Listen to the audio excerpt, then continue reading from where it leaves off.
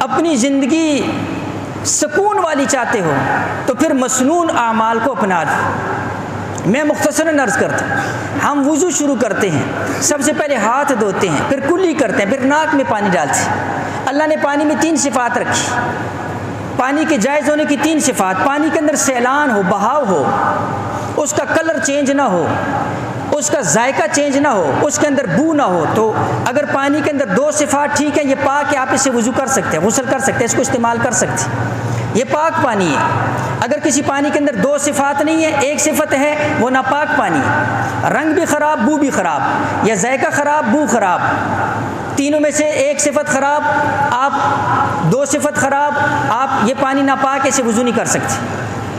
شریعت نے حکم دیا پہلے ہاتھ دھو، ہاتھ کے اندر پانی آیا، سب سے پہلے آپ کو پتہ لگ گیا پانی کا کلر کیا ہے اور پانی کے اندر سیلان بہاؤ ہے یا نہیں۔ جب آپ کلی کرتے ہیں آپ کو پانی کے ذائقے کا پتہ لگتا ہے، جب آپ ناک میں ڈالتے ہیں پانی کی بو آپ کو پتہ لگی۔ اس کے بعد چوتھے نمبر پر منہ دھونا ہے، اور منہ دھونا فرض ہے۔